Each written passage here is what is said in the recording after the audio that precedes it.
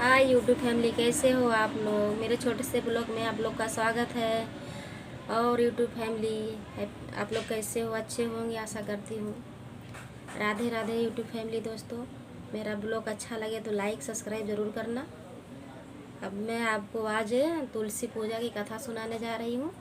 आप लोग को अच्छा लगे तो लाइक सब्सक्राइब ज़रूर करना। जो मेरे चैनल पर नए हैं वो प्लीज़ मेरे को सब्सक्राइब करना। लाइक सब्सक्राइब कमेंट ज़रूर बताना कि कहानी आप लोगों को कैसी लगी। राधे राधे। अब मैं कहानी सुनाने जा रही हूँ आप लोग को। बीच में आप लोग स्किप करके अधूरा मत छोड़ना प्लीज़ दोस्तों, उसको पूरा देखना। बहुत समय पहले की बात है, बहुत समय पहले की बात है। एक कन्या थी, उसका नाम बिंद्रा था। वो भगवान विष्णु की परम भक्त थी और जलंधर नाम के असुर से उसका विवाह हुआ था। बिंद्रा की अटल भक्ति से ही जलंधर अजय बन गया था। इतनी भक्ति थी भगवान की कि उसने भक्ति से अपने पति को अजय कर दिया था। यहाँ तक कि देवता भी उससे पराजित नहीं कर सकते थे, इतनी शक्ति थी उसमें। भगवान विष्णु ने जब भगवान विष्णु को पता चला इसके पास इतनी शक्ति है तो इसको पराजित कैसा करेंगे, तब भगवान विष्णु ने उपाय सोचा। तो धर्म की रक्षा के लिए उन्होंने साधु का रूप धारण किया। भगवान विष्णु ने साधु का रूप धारण किया और बिंद्रा की परीक्षा ली। बिंद्रा की परीक्षा ली। सत्य प्रकट होने पर बिंद्रा को बहुत दुख हुआ। जब इस सत्य उसके सामने आया तो तकलीफ दुख तो होगा ही ना। उसको बहुत दुख हुआ। उसने भगवान विष्णु को श्राप दिया। बिंद्रा ने भगवान विष्णु को श्राप दिया, हे विष्णु, तुम भी अपने प्रिय से विरह सहोगे। एक दिन तुमको भी अपने प्रिय से विरह सहना पड़ेगा। भगवान विष्णु को उसने ऐसा श्राप दिया और बिंद्रा ने प्राण त्याग दिए। उसी समय ने उसने अपने प्राण त्याग दिए। उनकी पवित्र देह, बिंद्रा की पवित्र देह से तुलसी के रूप में पृथ्वी पर उत्पन्न हुई। बिंद्रा का पवित्र देह था, उससे हमारे जगत में तुलसी माता प्रकट हुई। बिंद्रा के देह से तुलसी माता हमारे जीवन में आई है। तुलसी की पूजा हम लोग करते हैं ना, तो उनके देह से जो तुलसी प्रकट हुई है वो बिंद्रा थी। अभी वो तुलसी माता के रूप में हमारे घर घर में विराजमान है। तुलसी माता उत्पन्न हुई थी तुलसी।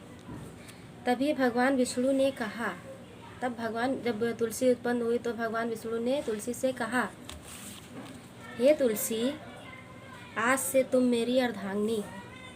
भगवान विष्णु ने तुलसी को अपनी अर्धांगिनी स्वीकार किया और तुम्हारे बिना मेरी पूजा अधूरी रहेगी।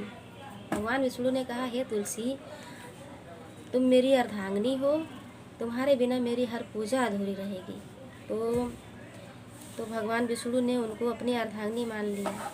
फिर अपने पूजा में उनको शामिल किया कि उनकी पूजा कोई भी सफल, अपने विष्णु की, अपने कृष्ण कन्हैया की, ठाकुर जी की कथा होती है, कुछ भी होता है, उसमें तुलसी ज़रूर रहती है। अगर तुलसी नहीं तो पूजा अधूरी है।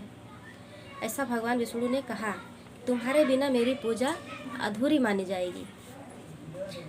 तभी से हर वर्ष कार्तिक मास की द्वितीया तिथि को तुलसी और शालिग्राम का विवाह किया जाता है। तुलसी और शालिग्राम का विवाह किया जाता है।